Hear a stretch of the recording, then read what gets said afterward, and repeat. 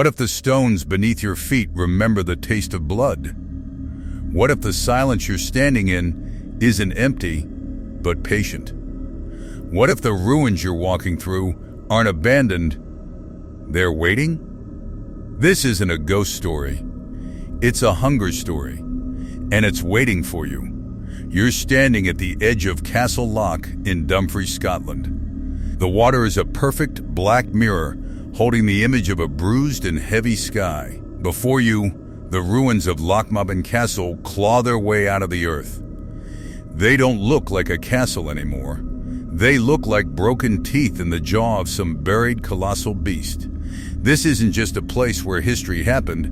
This is a place where history fed, and the hunger it cultivated never really left. It simply went dormant. And dormancy is not death. Close your eyes for a moment. Not to the wind or the distant bird. Listen to the silence between those sounds. It's thick. It's deliberate. It's not a peaceful quiet. It's an expectant one, a held breath. Now open your eyes. You see the skeleton of a fortress. Gaping windows like empty eye sockets. Crumbling walls that hint at a shape no longer whole. To a casual glance, it's a normal ruin. Picturesque. Melancholic. But you feel it, don't you? That subtle cold prickle at the very base of your skull. That primal instinct, older than language, that whispers a single clear warning: you are not a visitor here. You are not a tourist. You are being assessed. Your presence has been noted, measured against a need you cannot comprehend. This feeling has a name. Over centuries, terrified whispers have given it a shape, a legend to contain the terror. The locals, the historians, the brave and the foolish who have ventured here after the sun has fled, they call it the Lochmaben Vampire. But forget everything you think you know. This is not a story about Dracula, about capes and castles and tragic romance. This is something colder, infinitely older. It doesn't begin with fangs, but with a silence so profound it has physical weight. It begins with a pattern of absence where life should be. In the damp gray spring of the early 1990s, something in the equilibrium of this place shifted. It was subtle at first. Farmers on the land surrounding the loch and the old castle stones began finding their sheep in the morning dew. The animals were lying on their sides as if gently laid down to sleep, perfectly intact. No signs of a struggle in the mud, no tears in the fleece from teeth or claws, no scattered viscera. But they were white, not the white of wool, but the stark, drained white of parchment of bone left in the sun. They were empty vessels, light. Drained of every last ounce of blood, every drop of warm, vital fluid siphoned away with a precision that defied nature. What kind of predator does that? Consider it. A fox kills to eat. A wolf brings down its prey. They leave evidence of consumption, of flesh torn, bones cracked for marrow. This left nothing, a perfect, hollow shell. It took only the essence, the life force held within the blood. It wasn't interested in the meat, the substance. It wanted the spirit of the thing, the heat, the animation. What does that tell you about its nature? That it is a consumer not of body, but of vitality itself, a parasite on existence. These stories, whispered over farmhouse kitchen tables, eventually traveled beyond the parish. They reached a man named Tom Robertson. To call him a ghost hunter is to undersell him. He was a veteran paranormal investigator, a figure known in Scottish circles since the 1960s. A man who had stood in 100 haunted rooms, listened to 1,000 tales of rattling chains and cold spots, and dismissed 99% of them with a weary, rational eye. But this pattern was different. It wasn't about feelings or flickering lights. It was specific. It was physical. It left evidence you could touch, or rather, evidence of a chilling absence you could see. He did not come to Lochmaben to find a ghost. He came to find a cause, a reason. He came as a detective to a crime scene where the very physics of the crime seemed impossible. He began his work methodically. Stakeouts, long solitary vigils that stretched through the small, cold hours. He would wrap himself in the deep wool-stifled silence of the woods, his breath pluming in the air, every sense strained against the immense dark. He listened for a footfall that wasn't his own, for a rustle that didn't belong to the wind. Night after night, there was only the ancient, watching quiet of the place. And then, one night in 1991, the silence broke. He saw it. Later, recounting the event, his voice would remain steady, the voice of a professional, but it carried a hollow, foundational tone, as if the fear had settled into his very bones and marrow, becoming a permanent part of his structure. He described a figure, impossibly tall, its head seeming to brush the lower boughs of the pines. It was wrapped in what he could only describe as ancient, stained sackcloth, a crude and filthy shroud that hung from its frame. It did not lurk. It stood, fully formed, between the trees, and it was facing him. It had been waiting for him. Its face was not a face. It was a memory of one, eroded by time and something worse. The skin was a dank, mottled gray, like the underbelly of a fish, stretched taut over the stark architecture of the skull. Veins of black, like cracks in old pottery, traced across its surface. And its eyes, they held no reflection. They were not windows, but pits. They didn't just lack light, they seemed to actively absorb it, to swallow the scant moonlight and give back nothing but a deeper dark. It did not move. It did not breathe. It simply was. And from its still form radiated a wave of sheer, primordial malice, a sensation of age and a hunger so vast, so endless, that it threatened to shatter the human mind that perceived it. The instinct wasn't to fight or study, it was to fracture and run. Robertson froze, not in bravery, not in curiosity, in sheer atavistic animal terror. Every cell in his body screamed of wrongness, of a predator so far up the chain that he was less than prey, he was potential fuel. The thing turned its head, slowly, with an almost mechanical deliberation. It aligned its light-swallowing gaze directly onto him, and in that crystalline moment of utter dread, Tom Robertson, the lifelong skeptic, knew with a certainty that bypassed all thought exactly what he was looking at. This was not a ghost. A ghost is a recording, an echo of emotions stamped on a location. This was a presence, a contiguous, aware entity, a thing that wanted, a thing that, by its very nature, consumed. Then, without a rustle of cloth, without a whisper of displaced air, it was gone.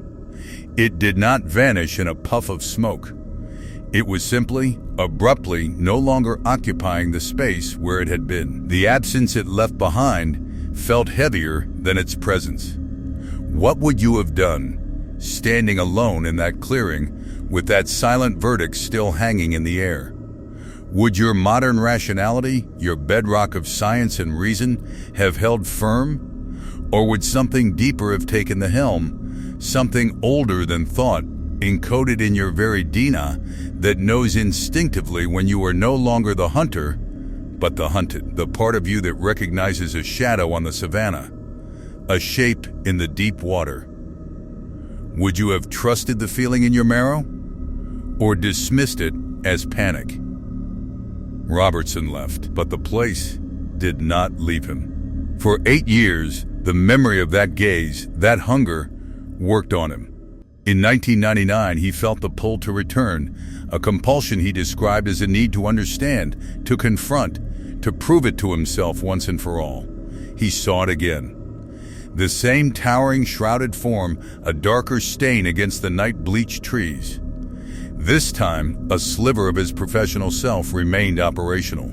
His hand, trembling not with cold but with a terror he now welcomed as confirmation, raised a camera.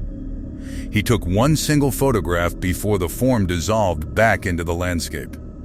The image that resulted is infamous in certain circles. It is blurry, grainy, a Rorschach test in shadows. To the unconvinced, it is a trick of light and foliage, a classic case of pareidolia. But if you have ever stood in a place and felt that specific soul-deep dread, you do not look at that photograph and see a tree or a shadow. You look at it and you see a confirmation. You see the externalized shape of the hunger that had been stalking the edges of your perception. It is a receipt for terror. And here is where the solid floor of this narrative drops out from beneath you, sending you tumbling into a far deeper, darker cavern. Because Tom Robertson's terrifying encounter in the late 20th century was not the beginning of the story. It was a recent chapter in a very, very old book. Centuries before Robertson stood shivering in those Scottish woods, a scholarly monk named William of Newburgh was traveling the north of England and the Scottish borders, collecting stories for his chronicles. Amidst tales of kings and battles, he recorded something else. Strange, terrifying accounts that the church had no framework to explain, events that smelled of an older pagan world. He wrote of a village, its location chillingly close to where you stand now by Lochmaben, that was gripped by a creeping horror. A man of surly and violent disposition had died. He was buried with all due Christian rite in the local churchyard. And then he came back. Not as a wispy spirit, not as a poltergeist. He returned as a physical body, a revenant. He walked the village streets at night. Where he passed, a miasma of sickness followed. Livestock sickened and died. His own wife fell into a wasting illness. His touch, his very presence, brought decay and death. The village was paralyzed by fear.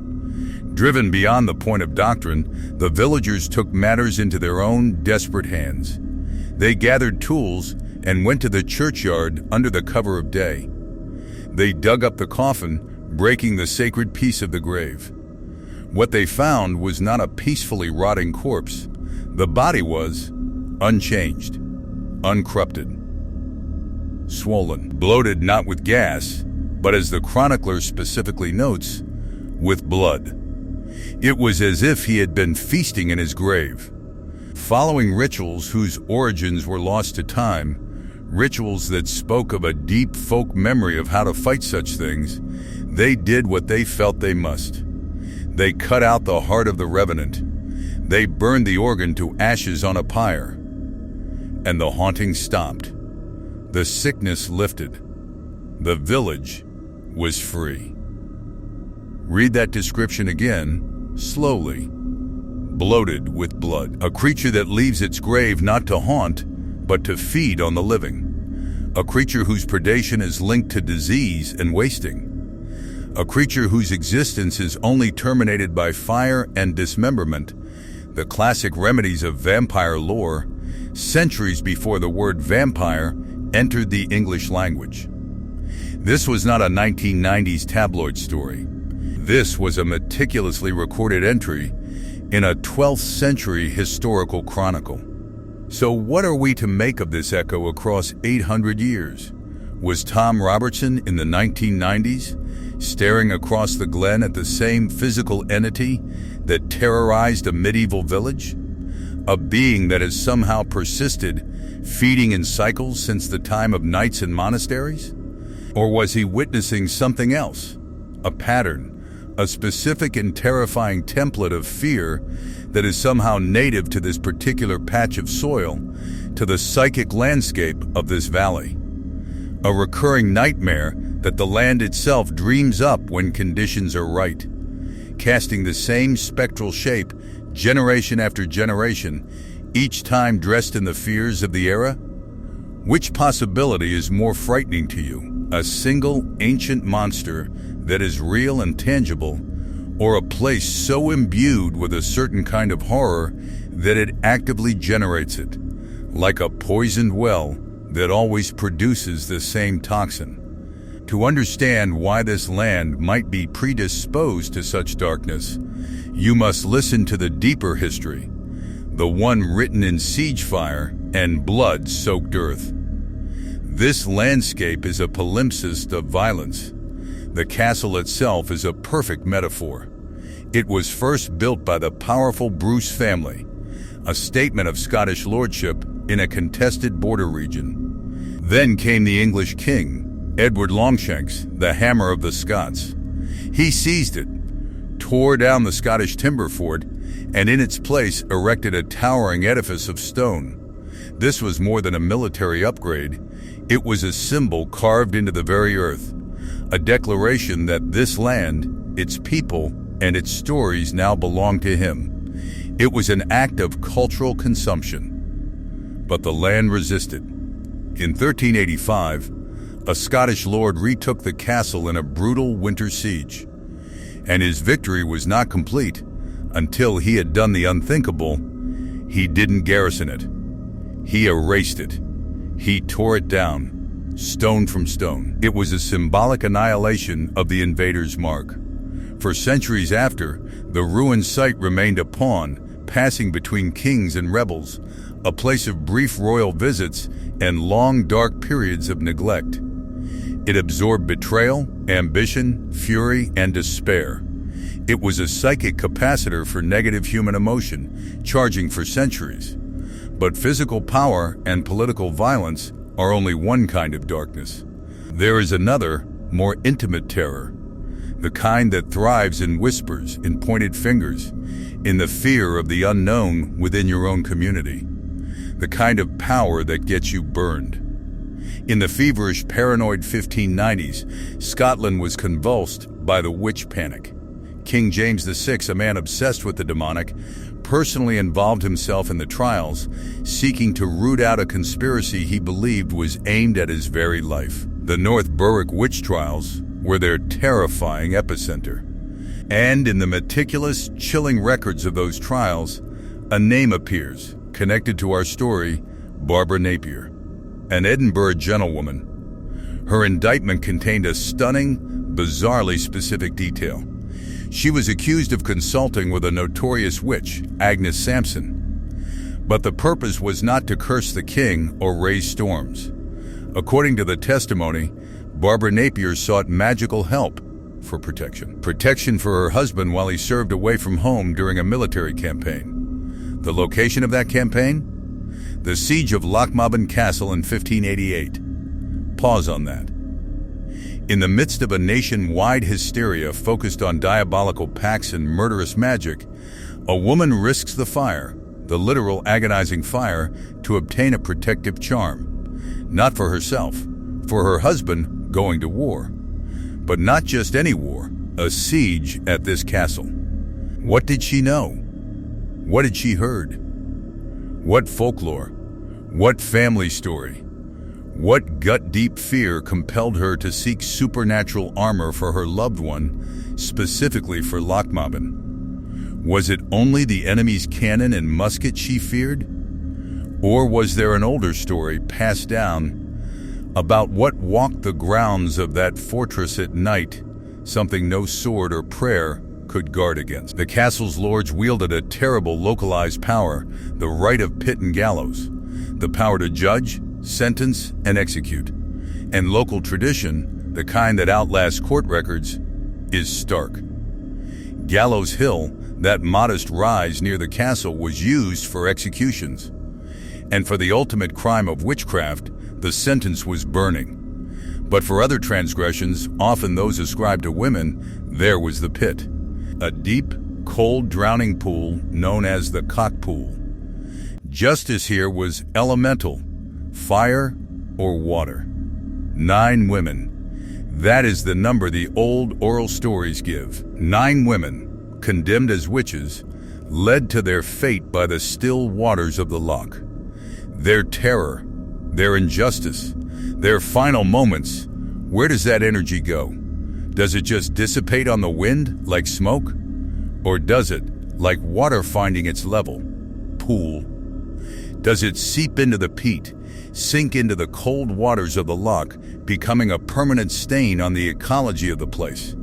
When you, a modern visitor, feel a sudden, inexplicable, bone-deep chill on a perfectly warm summer evening by the water's edge, what are you actually feeling? A drop in temperature? Or are you brushing against the residual shock of 9 souls drowned in terror? This brings us to the present day, to the ruins as they stand now, open, unguarded, a historic site by day. And by night, a different kind of site altogether. Modern paranormal investigators, armed with digital recorders and infrared cameras, have added new technological testimony to the legend. They capture electronic voice phenomena, FP. On these recordings, in the silent pauses between their own questions, other voices sometimes manifest. Not clear sentences, but low, guttural, unintelligible whispers that seem to coil up from the stone itself. Voices that sound chewed, wet, and ancient. And then there are the experiences of visitors who come with no knowledge of vampires or witches. They report the folklore that seems to generate spontaneously. The phantom drummer boy. The sound of a slow, mournful martial beat echoing from the roofless great hall. A rhythm for a garrison that is forever standing to. The headless horseman, a dark equestrian shape seen riding the old path along the loch shore, always at a distance, always melting into the mist or the tree line before it can be approached. But you must ask yourself a critical, unsettling question. What is the functional purpose of a lure? A phantom drummer's beat is intriguing. It pulls the curious deeper into the ruins, away from the path. A headless horseman is a spectacular, shocking vision that fixes attention that might make you follow to get a better look. Are these just random spooky stories? Or could they be distractions? Spectral theater? Something designed to pull your focus, to guide your footsteps, to separate you from your companions, to draw you towards a specific, isolated part of the grounds, while something else, something quieter, something that doesn't drum or ride, moves in from your blind side? So, you are back at the loch's edge. The full, terrible tapestry is now laid out before you. The medieval revenant, bloated on stolen blood from the 12th century. The castle, a physical symbol of consumption and erasure, built and destroyed in cycles of rage. The 9 women, consumed by the fear and injustice of their time, drowned or burned. The modern investigator, his rationality consumed by a living nightmare in the 1990s. The drained animals, their vitality consumed. The whispers and the static, consuming the silence. They are not separate stories. They are not coincidences. They are all chapters, blood-stained, fear-soaked chapters in the same single terrible book. A book not written on paper, but carved into the landscape itself, in stone and soil and water. You could title this book Consumption. It consumes blood. It consumes hope. It consumes history. It consumes the innocent. It consumes sanity. Lochmaben isn't haunted by a ghost. It is a nexus, a focal point, a whirlpool of a very specific kind of hunger. Therefore, the final driving question is no longer what is haunting Lochmaben Castle. That is too simple. The final, lingering, truly terrifying question, the one that will follow you away from this video, is this. What is it hungry for now? If you were to stand on that very spot tonight, utterly alone, the world reduced to the circle of your flashlight beam, and from within the absolute liquid blackness of the lowest surviving vault, you heard it. A soft, wet, organic sound. The sound of something dry and ancient slowly, thoughtfully, licking its desiccated lips. Would you be compelled to move closer? Driven by that insatiable human need to know, to see, to solve the mystery? Would you step into the dark, your heart hammering a counter rhythm to the phantom drum? Or would you, in a flash of pure primal clarity, finally understand that some forms of knowledge carry a price too terrible to pay? That the cost of looking into this particular abyss is not just what you might learn, but the certain dreadful realization of what has already patiently learned you. If these journeys into the darkest corners of our history and our collective nightmares compel you, if they scratch an itch that lighter stories cannot reach, then your support shapes what we explore next. A like on this video is more than a button. It tells the algorithm that there is an audience for these deep, researched, and truly unsettling histories. For more true tales that linger in the silence after the screen goes dark, subscribe to Winds of Thought. We will see you in the next story. But be careful what you listen for in the quiet.